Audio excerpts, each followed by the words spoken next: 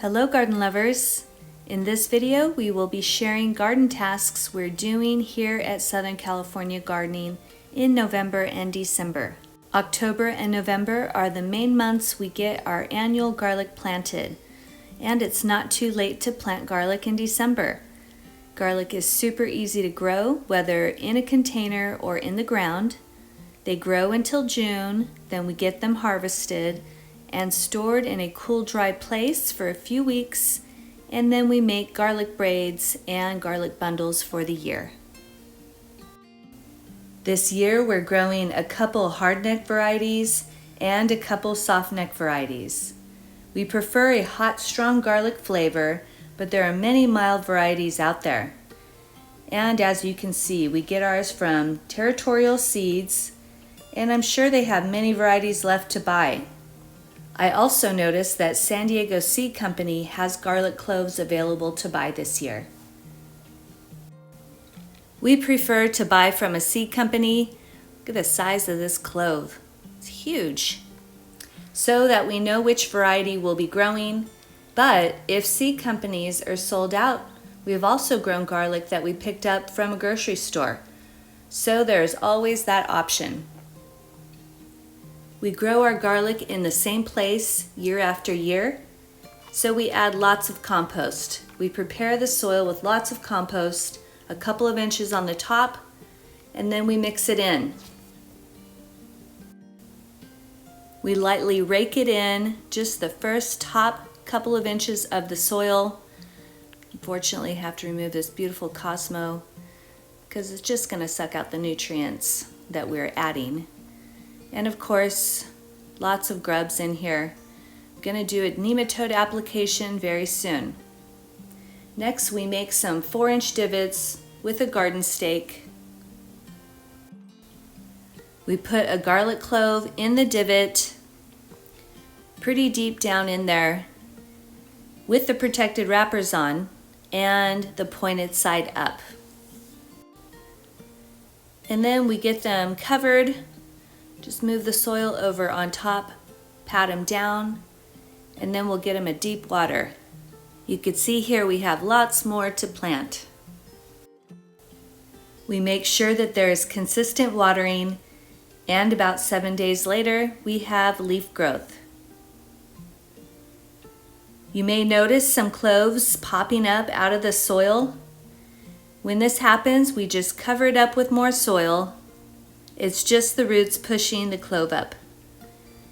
And then when spring hits, we'll get them fed with some fish fertilizer once a month until June.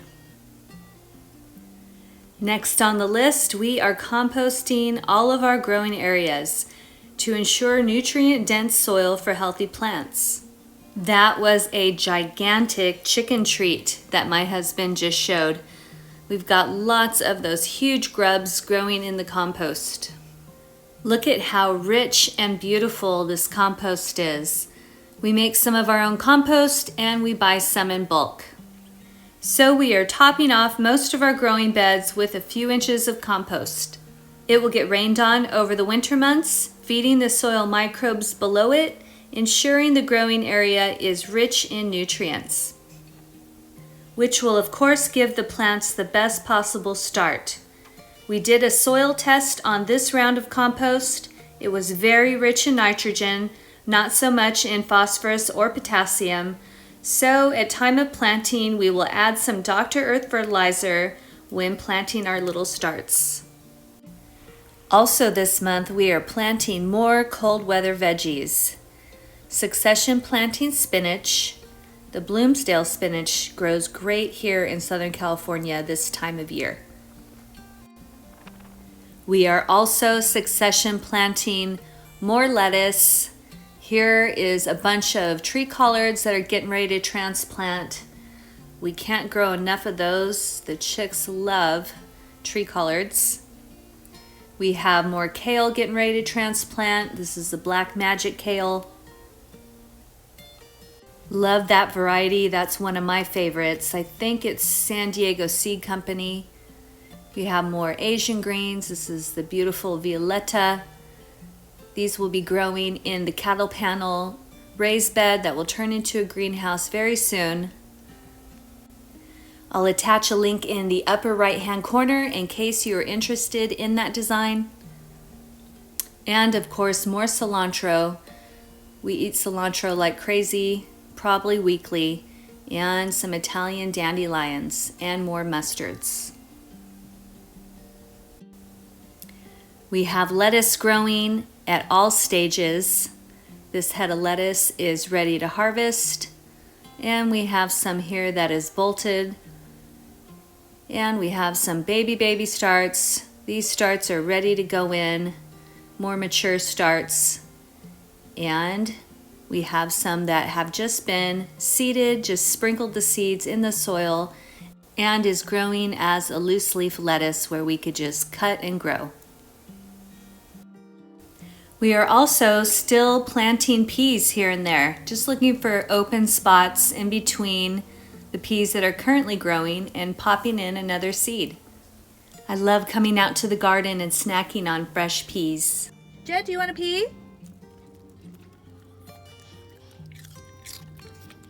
This little dude loves peas. He even grabs his own. We have an area where we're growing some just for him.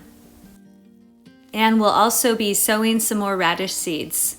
I love radishes, and so does the little buddy. We snack on them like little apples. Buddy, would you like me to wash it off? Get all that dirt off for you? It's like, do not bother me when I'm eating my radish. And this is a great time of year to apply beneficial nematodes to combat grubs. They stay in the refrigerator until use. Remember that little grub at the beginning of the garlic clip.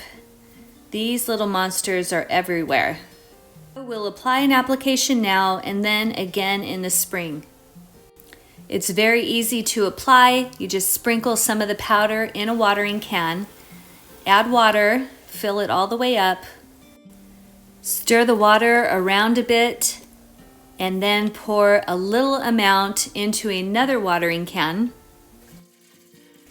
and then add water to the top of the can, and then water into the area where you are combating the grubs.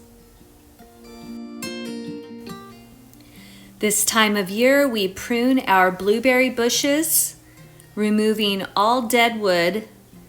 Years ago, when we just started growing blueberries, I read that you can't prune them too much.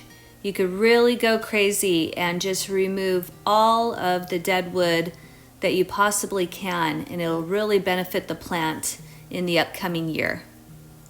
So you can see back here we have some dead wood, and all of the healthy wood is nice and green, so very easy to identify. We'll just come in here and clip it back, and we'll also do a soil test to see if the soil needs amended. Blueberry bushes prefer an acidic soil. This time of year we prune our fruit trees. We like to keep them semi-dwarfed and in the shape of a goblet. We have a few new trees that we planted this last year. They'll do quite a bit of growing next year. And unfortunately, we had to prune our nectarine tree early because of all the Japanese beetle activity wanting to eat our ripe fruit. But we need to still come in here and top it off. Again, make a nice straight cut and remove any of the inward pointing branches to open up for maximum airflow. And there's still quite a bit of pest management going on here still. I'm going to have to come out with the black light once it's nightfall and identify what's been eating the kale. This type of damage looks like caterpillars or slugs. Although there is lots of new growth that is not chewed on, it could be that the lizards and the birds have eaten up the caterpillars that were doing this damage, because again, there's lots of new growth that is untouched. And we are starting more chili plants, especially the chocolate habanero. It's my new absolute favorite. What an amazing flavor. And since we could keep them nice and warm in the greenhouse, we can keep all stages of chili plants year-round. So we will start many more toward the end of December so that they are a nice large size for transplanting in April.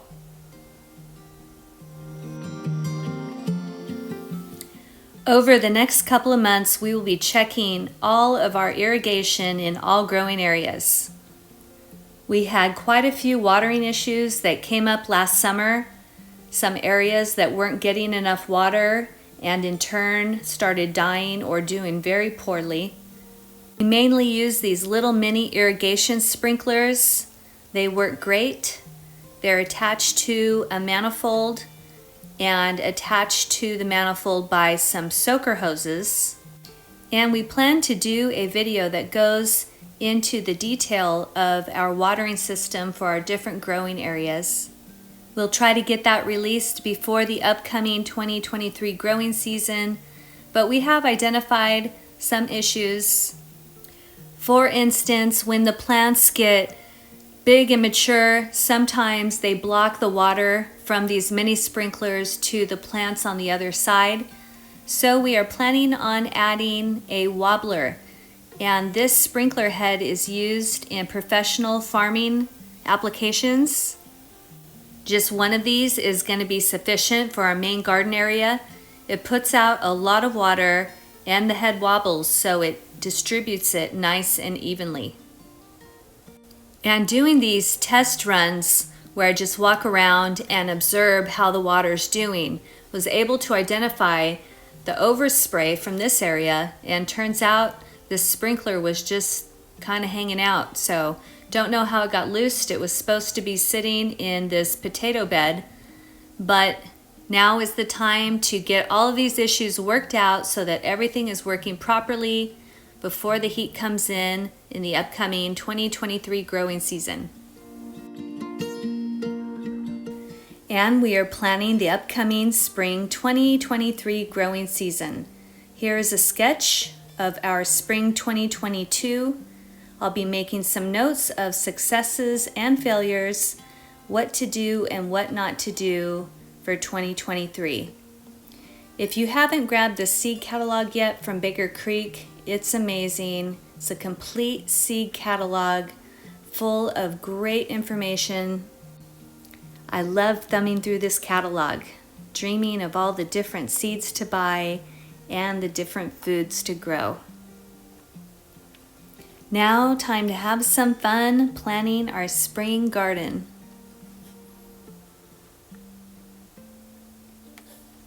We'd love to hear what area you're growing in, what you're growing this winter, and what you're dreaming about growing in the spring. Drop us a comment below and make sure to subscribe and hit the bell to be notified. All right, we got a rough draft started. Lots more to plan over the next few weeks. I think Jet's hungry. Then again, when is he not? All right, that's it for now. Remember, something doesn't come from nothing. I hope you guys enjoy your week and enjoy your garden.